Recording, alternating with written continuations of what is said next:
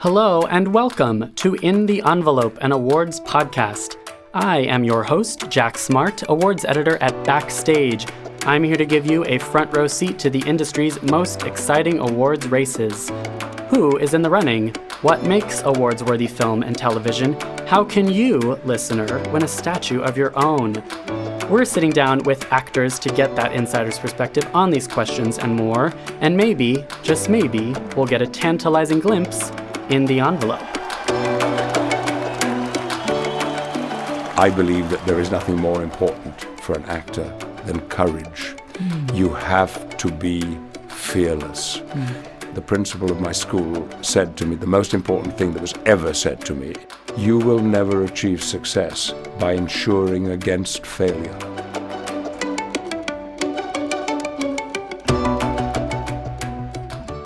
So we can do the thing like he has just left and we're super excited by the whole thing, which is true. I like that. We're starting from just then, what you just said. Oh, really? Yeah, we're starting now. Welcome, listeners. I'm ruining the illusion. Patrick Stewart was just here. Oh. That was so great. It was good, right? I was sat transfixed to the other side of the glass, Good. just like, not in a creepy way, maybe in a slightly creepy way, just transfixed, just staring. I was just so absorbed. You know, I got a short attention span for a lot of things, so if something really captures my attention, it's you know. There's just so much to talk about. As far as past interviews goes, it's relatively brief. We felt bad because we wanted to get Patrick on his way because he's a little under the weather. Neither of us are 100% at the moment. Right. But obviously, he has wisdom to spare. Well, his rep contacted me before we came in, and he said, Patrick's feeling really, really ill. Can we keep it short? And I was like, absolutely. And I was expecting... I thought he was going to bail. Yeah, and I thought he was just going to be under the weather, and but he turned up and he was Patrick Stewart. He was really being charming. Patrick Stewart, and charming, just lovely and magnetic. There's something very warm and welcoming, and definitely. And obviously, he's a brilliant just speaker and listener, and his voice. If you're a fan of Patrick Stewart, yes. Don't be worried about meeting him because he will live up to your expectations. I was very worried about.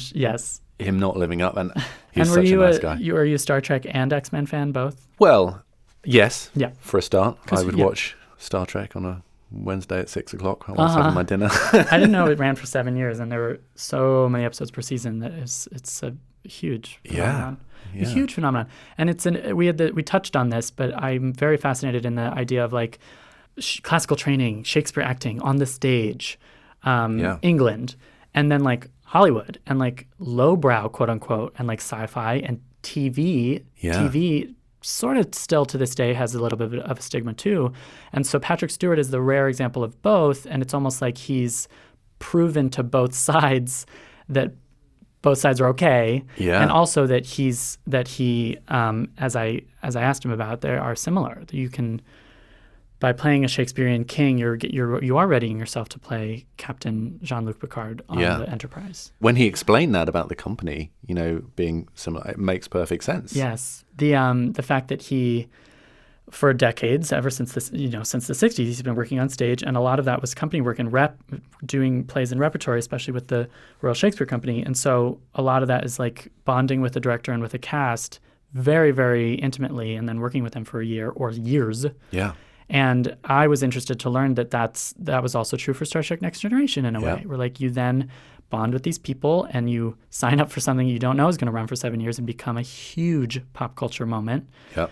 And same for X-Men films. Yeah. That's actually very similar. When you sign on to a giant film franchise, you're going to bond with Hugh Jackman and with the other people and star in films with them for years. Yeah, and it was interesting to hear that Hugh Jackman is improvisational. Yeah. Is that the correct word? Right, that is interesting. And that you will develop that relationship and be able to play off each other. And you think of a film, particularly a sci-fi franchise, which everything has to be just so locked down because there's so much technology, involved in the process. But even within that world, there was some, free-flowing Well, and nature. it sounds like maybe what you're saying is, because we also talked about Logan. And we Yeah. were mostly here to talk about Logan, which is his performance that came out, I think it came out in March of last year. And it's Hugh Jackman and Patrick in their last roles as Wolverine and Professor Charles Xavier. And I think that what you're saying about the giant spectacle, big budget superhero thing, it doesn't apply to Logan. That's true. Logan, Definitely. unexpectedly, was a drama first and foremost, a really kind of bleak one at times, but also one about family, and like it wasn't afraid to be really beautiful and heart-wrenching. And I was extremely surprised when I watched Logan, because I didn't know much about it before I watched it. I wasn't really, keeping up with a lot of the hype. Did you assume it was just another, the next X-Men movie? I saw Wolverine, and then Logan comes out. Like, even the look of the movie is completely different. And it's a Western. It's a little bit of a Western. It feels like a road trip movie at times. It's like, and it's about aging also, I think. Very intimate, not just because they're in a car for a lot of the film. But it really has that intimate, personal, interpersonal thing going. And it's sort of unflinching. I'm not going to give any spoilers away, but it's unflinching in a lot of its storyline, which I think is refreshing. Totally. Yeah, it's a very almost unexpected but also fitting direction to go in for your last reprising of the role, I think. Yeah. Anyway, I can't wait for listeners to hear this interview. Should we get to it? I think so. Let's do it.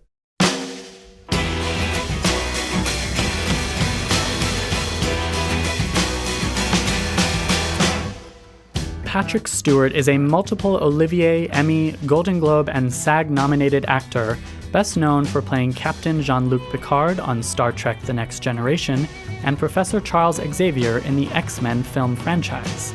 20th Century Fox's Logan, from writer-director James Mangold, stars Patrick opposite Hugh Jackman in their final portrayals of their beloved X-Men characters. Born in England, where he studied classical acting and performed as a member of the Royal Shakespeare Company, he was knighted in 2010 by Queen Elizabeth II for services to drama. Here it is, our interview with Sir Patrick Stewart.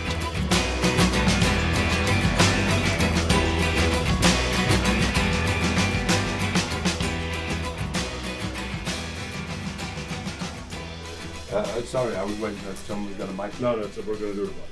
Oh, you're going to do it? Yeah. A boom? What's that? I know, it's classic. Wow. I am so sick of being mic'd. Right? I mean, it's really annoying. Nobody ever mic'd you unless for extreme reasons they had to do it. Now, and you play scene with actors and you can't hear what they're saying because they don't. It's true. I had to wear earpieces to play a scene with an actor the other day. Really? Because I couldn't hear my cues. No one has the. Oh, could I go? Yeah, closer. No one has the stage training, maybe, for film acting. Well, they don't, no, very often, but I don't think it's that. I think it's become a fashion to...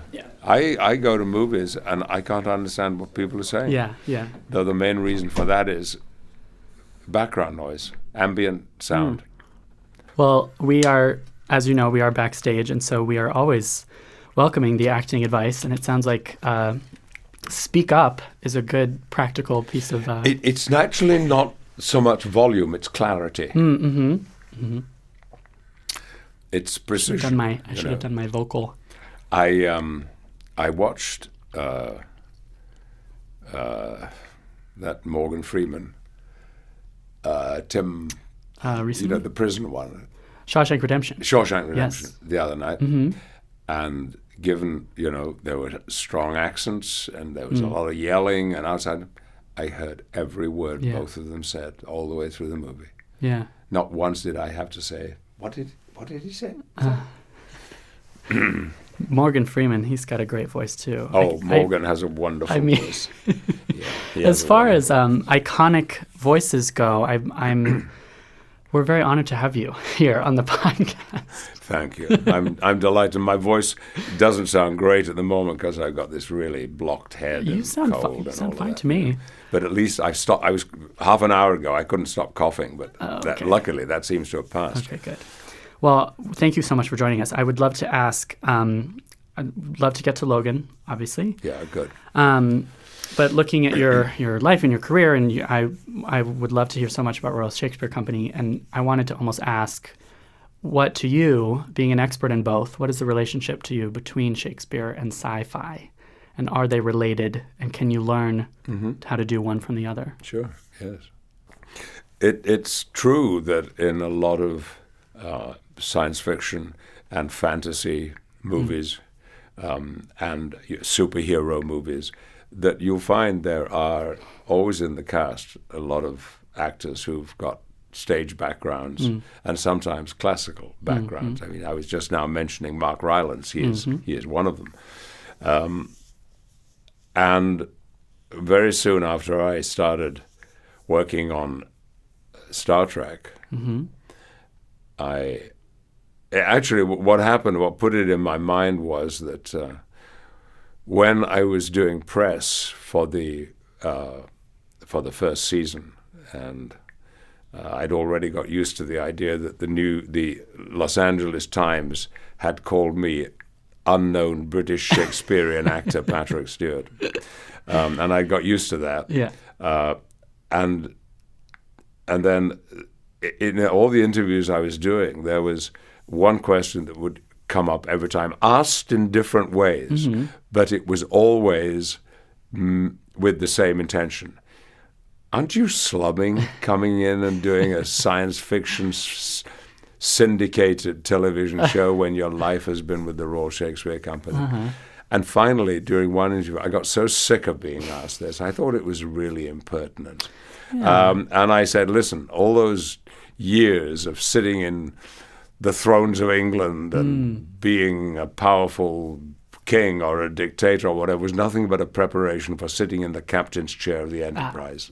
Cool. And then I reflected on that going home that evening, because I was angry. I was pissed off about these questions. And I thought, it might be true. Yeah. And why is it true? Well, except for Logan, usually these movies are not like life. They're not real. Cool. Yeah. There is a heightened quality about them, and not just the way you speak, but the way you stand and present yourself. And performances have got that slightly larger than life feeling about them. And that's exactly what it feels like when you're acting Shakespeare on stage. The language is heightened. I mean, I can recognize Star Trek dialogue a mile away because it sounds like Star Trek dialogue. And so, in fact, I think a lot of those years speaking blank verse on stage, playing kings and princes and tyrants, was a sort of preparation for things like Star Trek and X-Men. But then, rather awkwardly turning the conversation back to Logan, one of the joys of making this movie was that, in fact, although, yes, we were mutant superheroes, it was about real people whose problems were no longer there is a force out there that is trying to destroy all of us. Right. It was simply, how do we get through the next 24 hours? Yeah, survival. Survival, There are people looking for us, and we've got to eat, and we've got to clothe ourselves, and we've got to move to another part of North America. And this was most marvelously illustrated by James and Scott's script and by the direction in the scene in the middle of the movie when we're at the farmhouse and it's a dinner party. Oh, and it's just lovely and everything's just beautiful and yes, it's a scene. It does not feel like an X-Men movie by any means. Not at all. No, it was just nice people sitting around a table having a plain, simple dinner and talking about the things that people talk about. And the first scene in the movie that I had with Hugh, it was a 7-8 minute scene, and that there was nothing superhero-ish about it at all. It was about how we're going to hold on and make it through the night, make it through the day, and it was a bold experiment. Yeah, I think so. On James's part to make a film of this kind, because there is a sort of formula now to so much good versus science evil. fiction. Yeah, for sure. Where there is this slight artificiality about it. Very slight. I'm not saying I don't believe, but it has this heightened quality. Yeah, the heightened that's the quality that's almost missing from Logan in a way. There are scenes with Xavier's mind powers going off that are, and there's action scenes, but it all feels chiefly a drama and secondarily a It's about narrative and character, largely. Yeah. And it was very satisfying to all of us, Hugh and James and the wonderful Daphne Keane, who plays Laura. She's remarkable. She is extraordinary. Yeah. That people responded very well to it. Yes, indeed. I mean, I want to ask about that first scene that you're filming with Hugh, because the two of you have filmed so many movies together doing these two characters. And was that transition to this style and to this story, was that jarring when you're on set for the first day and there's no super heroic spectacle? No, it was not at all. For one thing, Hugh had been working with James on the script a great deal for quite a long time before I had a script in my hands. And I had spent 2 long conversations with James when we talked about this different Charles Xavier and how we should approach him and how far could we go. And my feeling had been, I think we can go as far as we want in this unstable, vulnerable, fragile, crazy, dangerous state that he is in, unable to control the power of his mind, which in the past had always been used for the benefit of society. And now it's a weapon to be used indiscriminately. And I had, the first time I saw the set, I was very impressed by the mess that it was, the chaos after the time that I'd spent in the gleaming Xavier's School for Gifted Children. So we were, both of us, very prepared, and because Hugh and I had done so much work together, and we both big fans of Jim. We trusted him and the direction that he was leading us in. And Hugh is an actor who likes to improvise. He likes to throw things in that are not there in the script. And I was very comfortable with that. So, and you can't deny the intimacy of a 16-year relationship. Yeah. Sure. I was on the set that day when Hugh came up to Toronto to do an audition to be put on camera for the role, because we had lost our original Wolverine. He was not the first pick by any means. No, he was not. Yeah. And I do remember him. This is so typical of Hugh, coming from the audition that he'd done, and he leaned over and he said to me, "Well, you guys are never going to see me again." He said, wow. Oh my, was he wrong. Yeah, really. So there is, I've always been a company actor. I've always been drawn to the idea of ensemble work. Yeah, cool. And that's how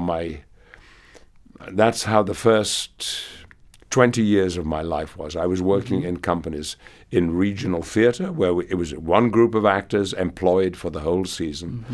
And then when finally my dream came true and I was accepted into the Royal Shakespeare Company, I didn't move from that company for nearly 12 years because I was getting to do great plays, masterpieces. Every time we started to work on a new play, it was a masterpiece with the best directors in England, and also some of the most intellectually sophisticated minds in British theatre. Absolutely. So I was getting everything that I needed out of the work that I was doing. And I loved, on matinee days, we were two different plays in the same day. Yeah. And yet we were doing it with the same group of actors. And so you build a confidence in one another. Most importantly, you build a trust in one another. And, as I said about Hugh, you can experiment. You're in an environment where trying something new, trying something different is encouraged and fostered rather than looked on suspiciously. Interesting. I hadn't thought of the fact that X-Men and Star Trek both are essentially companies of actors. They are, by signing on to a franchise, you are almost doing the same thing. It's just the on-screen version of that, where you build your own community of actors who move on from one project to the next in the same roles. Absolutely. The first 3 movies, at least, we were the same cast with guest actors coming in from time to time.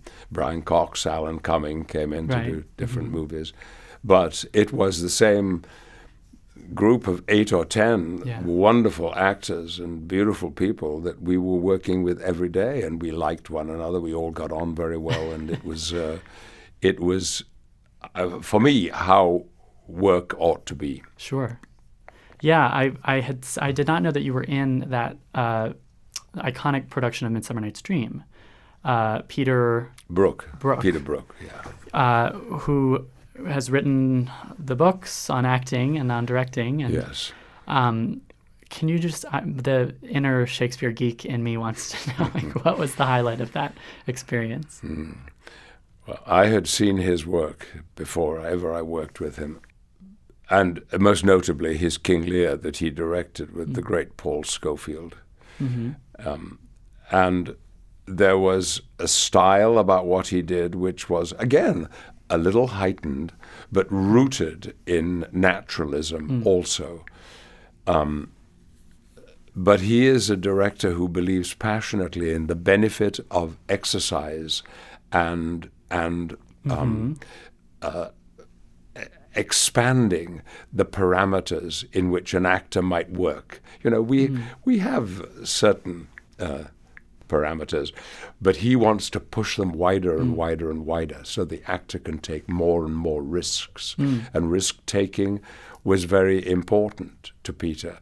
But in order to do that, he had to create a safe atmosphere in which one could take risks. The first thing I ever did with him was a staged reading about the Nuremberg war trials after the end of the Second World War. And then I was brought into his now legendary production of A Midsummer Night's Dream, which became known as the White Box production, because that's all the set was. There was a creamy white carpet on the floor, and there were 3 walls of plain white with 2 doors at the back of them, and nothing else at all. And some very colorful costumes. And he took a view of that play, which was very modern and very experimental, but always rooted in character and actors' objectives and needs and wants were always the driving force. But working with Peter every day began with, in fact, very often, it was half the day. For the whole morning, we would do nothing but exercises. Oh, really? And these were, in fact, there were times when I do remember going home saying to my wife one night, I think I'm enjoying the exercises more than rehearsing the play. Because they were wonderful, elaborate games that we would play, all intended to loosen the actor up, to free him from either the fears or the other constraints that had limited his ability to express himself. That's all that it was about. Later on, I was to do another Shakespeare play with him. He directed Antony and Cleopatra with Alan Howard and Glenda Jackson in the 2 leading roles. And I played Enobarbus, Antony's friend. And one day, we did 3 weeks of experimentation before we said a line of dialogue. Oh, wow. Morning and afternoon was exercises. Wonderful time we had. We were in the parish church hall in Stratford-on-Avon doing all this work. And then we went in one Saturday morning at the end of the week, and he said, all right, so we're going to do something a little different this morning. We're going to run the play. Oh, without Run the play? We haven't said a word of dialogue yet, and all we've done is exercises. It's just to see what happens. And he said there was already laid out on the floor, there was a carpet on the floor, a kind of old Persian rug, and he said, when you're on the carpet, you're on stage. When you're off the carpet, you're not on the stage. That's the only rule. There are all these cushions scattered around. You do with them whatever you like. No furniture, no props, nothing else at all. And there were only 5 of us Oh, okay. who had spent those 3 weeks together, because the whole company, the company eventually was over 30 people, but they hadn't arrived yet. And he said, play your own roles, but when a role comes up and the actor isn't here to play it, any of you, you don't have to negotiate, just take it over and do it. Wonderful. Like that. That's wonderful. And again, I went home after that extraordinary morning, and I said to my wife, I know how we're going to do the play. Oh. There are 5 of us, maybe 6 of us, and there's only cushions and a rug, and it's going to be incredible. Well, it didn't quite end up like that. Sure. But he gave us the feeling that day, yes, why shouldn't 5 good and in condition actors do Antony and Cleopatra and make who it trust convincing? each other. Yeah, and who have worked together. Yes, I think that's the only way to do texts that are 400 years old. Like, you have to reassess them. You have to kind of boil them down and then build them back up again or something. You have to figure out. I love the idea of working at it from the objectives and from the intentions of each character and treating them all like characters, because there's a new development that has happened during my association, because my association with the Royal Shakespeare Company continues. I hope to be working with them in 2020 again. Okay. And I love this approach to the work. Not every director uses it, but most of them do now, which is we begin with table work. Now, yes, I've sat around a table and read the play, and then as soon as we've read it, we get up and we start blocking it, putting it on its feet. Now it's different. The whole company will sit around a table with the director and the designer and the composer, if he's there, and we start reading the play. The only rule is you never read the character that you're going to actually play. Oh. But you can read any. So you read literally around the table as a character comes, the next person. So you can have the leading actor playing a sentry, or you can have an actor who maybe hasn't even got any dialogue at all playing the leading role. Gotcha. And the principle, at least when I'm talking about this, I think of the artistic director now of the Royal Shakespeare Company, Greg Doran. And the rule with Greg was, we do not move on from any line in this play or turn a page until we, all of us, believe that we understand what it means. Yeah. Then we move on. That's pretty crucial. And anyone can say, please can we stop, because I don't know what's going on here. What is this about? What does that word mean? Yeah. And that means that this table work can now last for 2 weeks. Oh, that sounds painful. Hours and hours will go by while we discuss a soliloquy that someone might have. And again, it is a process which is uniting a group. Yes, somebody who might just be out of drama school and somebody who's got 40 years of acting Shakespeare behind them. Very cool. And it creates this world of ensemble which is very rich and expressive and interconnected, always interconnected. That's largely a lot of what Peter Brook's exercises would lead us towards, of connecting with one another, sometimes in quite complex ways. How do you connect with some? You mentioned that you liked everyone in the X-Men series. Like, what happens when you are in a company with someone, or you're cast in a play with someone for 2 months and you don't get along with them, or you don't have the same style, or there's something not clicking? Do you work together on that interconnectedness until it does click? I have known that. Yes. And it's always sad. And when you find out that there is nothing to be done about this uncomfortable situation, it is difficult. One of the ways that I have found of dealing with this is to channel the discomfort that I feel into the performance and make it a part of the relationship. I did a production once of Julius Caesar when I was Cassius, and the actor, may he rest in peace because he's gone, was playing Brutus. Actually, the director had rather perversely cast us, I think, the wrong way round. I should have been playing. I'm a natural Brutus. You are. And this other actor was a very natural Cassius. But as it turned out, he was playing Brutus as if he was playing Cassius. And so that made life a little complex for me. And he was a very self-absorbed person.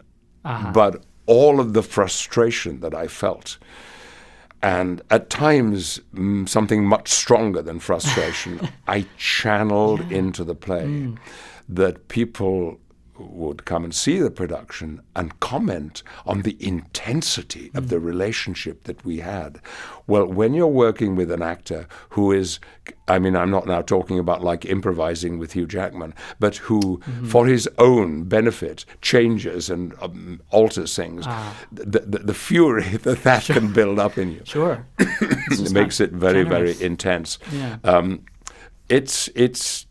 It's not a happy state of affairs, but the great thing about working with directors like Greg and Peter Brook and Trevor Nunn is that they do everything in their power to make sure that that doesn't happen. But if it does happen, then you have to find a way of channeling those negative feelings into something creative. Just something, yeah. Channel it into one of your character's motivations or objectives, or maybe even the background of the character, or some In this such. particular production, one of the directions that I gave myself for Cassius was, before we began working, was that he was actually in love with Brutus. Oh. So I made myself Lovely. passionately in love with this man who was in fact driving me crazy. And it all worked, because all you get is the intensity then. And people occasionally, well, I will see them and they say, "Oh, I saw that Julius Caesar that you did." And those scenes with the two of you were electric. I don't There's a tell lot them going on, why they right. were electric. but Oh, interesting. There is always a way to create something significant out of what is going on, it seems to me. And it's just a matter of coming up with something creative, like channeling frustration into love. Yes, Such an yes. interesting choice. May I ask you about Ian McKellen, your dear friend? You may. I saw you both on stage in Waiting for Godot here on Broadway. And I was curious I had not known that you did not know him before X-Men. Or you barely had known him. Barely, yes. Our friendship, which is indeed now a great friendship, and I shall be seeing him on Friday night when I'm back in London at a party. And in fact, I'd been invited to this party, and I emailed him and I said, "Please tell me that you're coming, because if you're not coming, I'm not going to go." And he'll be there. My friendship with him started as fan worship. Okay. Ian was identified as a remarkable actor while he was still at university. He was at Cambridge, and he had attracted critical attention from London. I saw him when he came into the profession quite early on. Laurence Olivier brought him into the National Theatre Company, and I saw him play a wonderful Claudio in Much Ado About Nothing. It was original, it was passionate, it was witty, it was colourful, but he was also such a gorgeous-looking person as well. I was profoundly envious of every aspect, especially the good looks, because by then I'd already lost all my hair and was rather kind of gloomy rather about traumatic, that. Yes. But then we did do a play together. We were both in the Royal Shakespeare Company at the same time. Right. I was so shy of him that I kept out of his way. I would occasionally say, "Good morning, good morning." Oh, wow. And that was all. And then we were cast in a new Tom Stoppard play that we did called Every Good Boy Deserves Favor, in which I played a doctor in an insane asylum. And he was not a patient, but he was a Democrat who wanted a different kind of world in Russia. And that was what, at that time, the Russians were doing. They put these people into lunatic asylums with mad people because they thought they were just mad. Wow. And that was a kind of punishment for them. I had a couple of scenes with Ian and enjoyed them immensely, and to my delight found that he was so open and free and easy to work with. But it was X-Men that brought us together. How interesting. We had adjoining trailers, luxury trailers, thank you very much, 20th Century Fox. And because with films like that, you spend much more time sitting in the trailer than in front of the camera. Wait, because of films like that, or Well, films in general? No, not films in general. Okay. Oh, good Lord, no. I did a movie in which I was on every page of the script. A movie called Match about 3 years ago, and we filmed it in 15 days. Oh, And the camera was just rolling all the time. Feature film. It was a feature film, yes. Goodness. And luckily it was all set in an apartment, in the same apartment, so it wasn't more complicated. But the setups and preparation for shooting a scene can take very, very much longer in movies like the X-Men movies, big budget, or Star Trek. Right. So we got to hang out together, and little by little we found that we had a great deal in common. Sure. We're both Northerners. He's a Lancastrian and I'm a Yorkist, and we love the theatre. We love Shakespeare. We like telling stories and jokes and anecdotes and having fun. But I think more than anything else, we found a mutual trust in one another. That's wonderful. And that was what led me into being invited to join him and our director, Sean Mathias, in Waiting for Godot. And then my idea that we should do Harold Pinter's great play, No Man's Land, which, when we came here to New York, we did both of them. Right. With the same 4 group of actors. Sure. Which I do think that more people should do the in-rep. It's such a wonderful device that is not used often enough, I think. Yes, it was marvelous. It was a lot of work, but we loved it because you could never get stale. No, right. And that's why repertory has always appealed to me. Yeah. I mean, sometimes at the end of a season with the Royal Shakespeare Company, there might be 6 productions in the repertoire. And you may only get to do the play you love most twice a week. Interesting. But you're doing other things, and you know, as with our 2 plays in rep that we did on Broadway, we did both plays on Wednesdays and Saturdays, which were matinee days. Yeah. And so we would, the crew had to shift everything and change the whole set between the matinee and the evening show. Yeah, you must have to transition too. Yes, we did. But it meant that, and a lot of people did this, they came to see both plays on the same day. Yeah. And certainly if I'd been going to buy a ticket, that's what I would have wanted to do. Yeah. I should let you go, but we are backstage, so we're very much interested in any audition advice or really acting advice in general. What is your number one piece of advice for the working actor today? When I'm talking with young actors, which I do from time to time, I am a professor of performing arts at a university in the UK, and I take masterclasses and workshops whenever I'm free. And usually when it's my last class and it's over, I will say to them, there is one thing that we haven't talked about much, but it is absolutely essential to all of you, and some of you are already well on that road towards this, but I believe that there is nothing more important for an actor than courage. You have to be fearless. When I was leaving drama school, the principal of my school said to me, the most important thing that was ever said to me, certainly in regard to performance, he said to me, Patrick, you will never achieve success by ensuring against failure. Ooh. And I thought I understood it, but it only took me about 35 years before I fully understood what he meant. You have to risk. You have to lose yourself. You have to trust that the sky will not fall on your head if you do something which maybe unnerves you. I mean, for instance, I came from a somewhat violent background as a child, and violence I always had a problem with, anger on stage. So I got really good at faking it. But nevertheless, I was always faking it. And then I worked with a director who said, you can let it out. I know it's there. And you'll be perfectly safe. Nothing bad will happen to you. And that's true. So to be courageous, I think, is the most important thing that a young actor certainly needs to take on board. Auditioning, I've been on both sides of the audition table as a director and as someone to audition. I don't audition very often these days. I just realized that, and I kind of miss it. I used to enjoy auditioning, but I understood when I was on the director's side of the table that when you're sitting there with your assistant director and stage manager and maybe the designer, and an actor comes into the room or an actress, everyone behind that table wants that person to be the best thing they have ever seen. Yes, yes.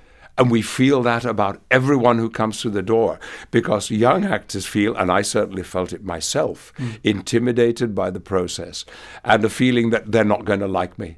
They're not going to want to see what I can do. Sure. They'll be hostile and so on. No, I mean, I'm sure there are some nasty people who may be a little like that.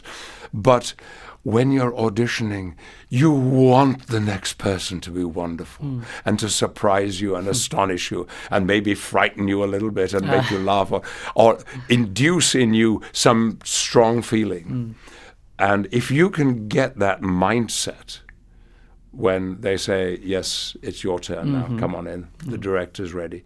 If you can have that mindset, I am with people who want me to be good. So it is my responsibility to be good.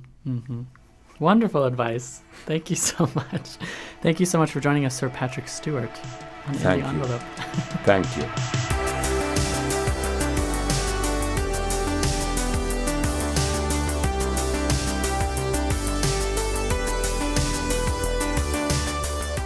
Be sure to like, rate, and subscribe for more interviews from the front lines of the industry's awards races. In the Envelope is recorded at Lotus Productions and Hyperbolic Audio in New York City. Thanks as always to producer, editor, and all-around podcast whiz, Jamie Muffett. You can follow him on Twitter at JamieMusicNYC. You can follow me, Jack Smart, on Twitter at JackSmartWrites. Thank you, of course, to the team at Backstage, the most trusted name in casting. That's Peter Rappaport, Mark Stinson, Francis Ramos, Rawaan Alkhatib, and especially the astounding Kasey Howe. For more awards and industry coverage, head over to Backstage.com. Thanks for listening. Tune in next time for another glimpse in the Envelope.